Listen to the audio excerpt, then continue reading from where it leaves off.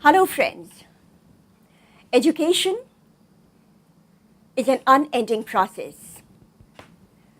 It goes way beyond academics.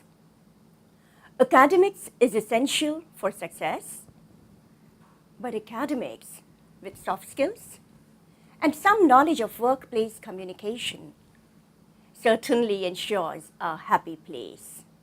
Now, what is this buzz about workplace communication?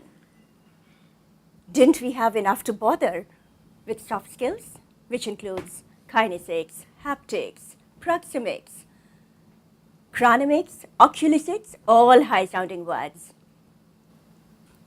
And now we have to bear with workplace communication as well. Friends, workplace communication is something which we engage in at our workplace. It is an essential aspect of corporate life, or rather it is corporate life. When we talk about workplace, there is so much to learn. It has so much to offer. But today's session is on one of the most, should I say, hated aspect of workplace communication. Well, hate it or love it, it is indispensable. And believe me, if we use it as an effective tool, if we respect it, it is a sure guarantee for the success of an individual and that of an organization. May I welcome you to this session on workplace communication. Oh, there it is.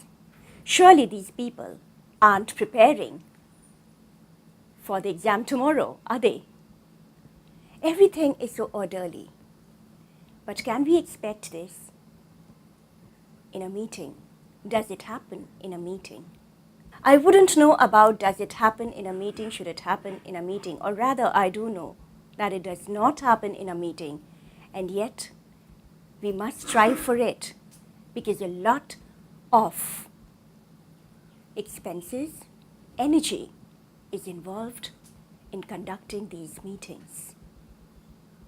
So, friends, welcome to this session on effective meetings. In the corporate lifestyle, every time we meet somebody, we initiate a meeting. Globalization has brought the world closer, and in order to reap maximum benefit, it is essential that we share our knowledge and resources within the organization and also with other organizations dwelling in all parts of the world. Why is there this buzz around meeting? Simply because it is the only platform perhaps which gives an individual the chance, the opportunity to showcase his talent, what he may have been thinking, his creativity in front of his peer as well as the senior management. So if you have come prepared for a meeting, if you have well researched, well, there definitely is a chance that you would get the opportunity to talk about it, and perhaps you may get a chance to be responsible for that project or whatever the meeting was being held for. Meetings are integral. Meetings are indispensable. And yet, what do people have to say about meetings? Let's see. Meetings are for people who don't work. Why am I here? Because my boss asked me to. It is so chaotic. The perfect pastime. And meetings are events where minutes are taken and hours are wasted. Friends, what is this? I had better things to do. Anybody listening? So what may have happened? Where did things go wrong? A meeting for which there is so much preparation still does not yield the kind of result which it should. What may have gone wrong? What does this picture tell you? The leader is sitting at one end. Has he sent the agenda to the other people? It shows that some of them are not even rested properly. Some of them do not understand why they are there. What has happened? People say a bad meeting is a function of its leader. Yes, of course. This is what we get when we go in for a meeting. It could be that the leader is at fault. But is he really? Let's see. What do we see here? There is a puzzle laid on the table. And there is this missing cue. We have people who have their own idea. So, the leader has set the agenda and he has posted it. And that is why we have people who have come up with their ideas in order to engage in a fruitful discussion and then come to a decision. So the agenda has been set early and posted. All the participants are ready to roll. A very important aspect of the minutes is that rules ought to be defined. Why? Because meetings have legal connotation. They are official documents. And therefore, we do have a note taker. Meetings could be held for something very important, maybe a financial decision which may have a mega impact is to be taken. And for that, we have a financial advisor. He could be a special attendee. The note taker is there who would be recording whatever goes in a meeting. So we see that the roles have been defined properly. But then we have late attendees. Is it regressive? Do you think they should be there in a meeting? What happens when you are late? Oh, does it really matter if you're late by 5 or say 10 minutes? Does it really matter? Friends, meetings are not individual events. And many a times they are not even departmental events. There could be that several departments, people from several departments have come over. It could be that they had something major to do and yet they have taken out time to be there. So meetings have a time frame. They must start on time and they must end on time. So if the meeting says 10 a.m. to 11 a.m., it means that the meeting will start at 10 a.m. and it will end at 11 a.m. So when you walk in late, obviously you have lost on those precious 10 minutes. It could be that some things on the agenda may have already gained the approval of the people. Now you wish to be filled in. And if you're not, you are clueless for the next 10 minutes. The meeting does get disturbed. And then there is chaos. Everybody has something to say. In a meeting, everybody has to say something. And that something is not just something. It has to be important. You should appear that you have worked for the meeting.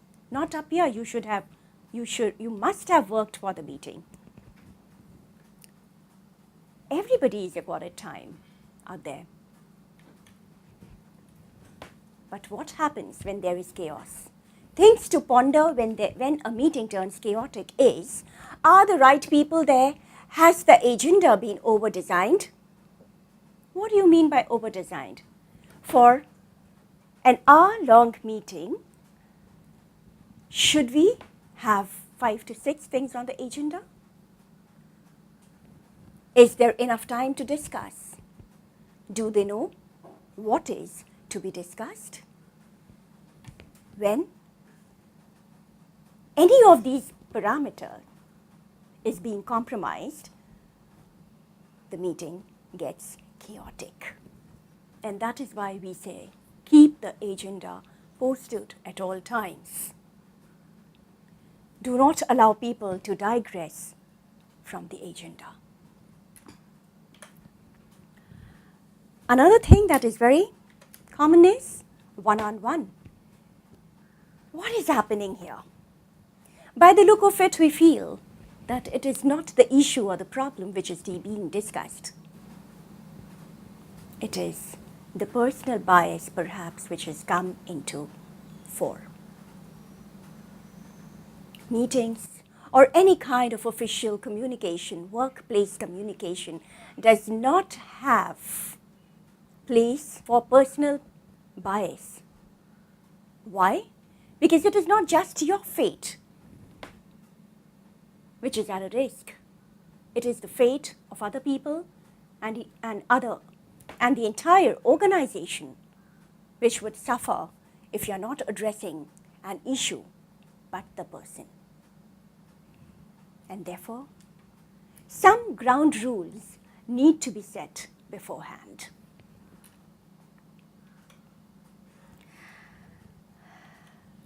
The leader has to take charge in such a situation. Purpose, date, time, location, all these he should have addressed before the beginning of the meeting. And here the leader does take charge. So when the leader is effective, the meeting will definitely go in the right direction. Now let us suppose if the leader is maybe a little relaxed. He could be reticent also, although he's very observant, very knowledgeable. He must have somebody, he should designate somebody as a moderator perhaps, in order to see that everybody gets a chance and there is no personal bias running during that time. Well, if we talk about meetings now, what would you have learnt from the slides we did beforehand? I'm sure you would have got an idea as to, even before we plan a meeting, we must sit and think if the meeting is essential. Why should we meet? If we can pick up the phone and speak with that person, that is, we do not need any other person, but there is just one person who has to take a decision, then a meeting should not be called. But when there is a specific purpose, when we need to know what has to be done from various departmental heads or from people with various other qualifications, it is then that a meeting becomes important. So, the purpose or the agenda of the meeting should be somewhat like this: status update, wherein we present the report. It could be informational. Perhaps you have a new idea or you have been working on some project and you would like others to know about the project in order to garner support. Maybe the finance department is yet to release the fund. And you want to inform not just the finance department, but other related departments how important that particular project is for the organization and the environment. So perhaps you need to inform them. There is that need to inform. And then you could call a meeting. You could request for a meeting. Decision making. Things may have been pending and decisions have to be sought because there are various people involved. And therefore, if there is a decision to be taken, problem solving, maybe there is some problem within the organization. There is some conflict within the organization which needs to be taken care of. and therefore resolving conflict also would warrant a meeting. Innovation, team building. Again, team building is a very interesting concept for meetings. Normally, these team meetings are held at outside locations. Time, duration, location, agenda, establishing some guidelines. Participants work hard on being present, and the setup of the meeting also plays a very important role. You must prepare honestly for a meeting, as there is a lot of revenue involved as well. In order to have an effective meeting, start on time, respect people's time, respect those people's time who came on time. This would also signal to the late attendees that scheduling is important. You need to call to order the meeting. This is a technical term. Set an agenda, be precise and to the point. Allow everyone to contribute. Otherwise, why was that particular person there? Last but not the least, document the minutes of the meeting. This is, again, as I said previously, very important because it's an official document. And we would be throwing light on this in a special segment later. So friends, remember, meetings cost. I had the chance to take a workshop wherein this was the slide I showed to them. And there was a smile, rather a smirk on everybody's face. They said, "Oh, we hardly ever thank our participants." Friends, you called the meeting, or maybe someone else called the meeting, but they were all there. They participated in that event of making decision, problem solving. They took their valuable time out, yes, for the organization, but they are more concerned about their own departments. They have to be more concerned about their own departments, so it's very important that we thank the participants, because this shows that we are courteous, we are respectful. And meetings are all about sharing knowledge respectfully, generously, so that the ultimate aim of business communication, which is making profit ethically, is achieved. And now, thank you for your presence, for being on time for this meeting, for pre-reading during your assignments, for adhering to the agenda, for participation and facilitating discussions, for decision making, and I'm sure you must have noted some points from here. So thank you for the minutes noted. Bye.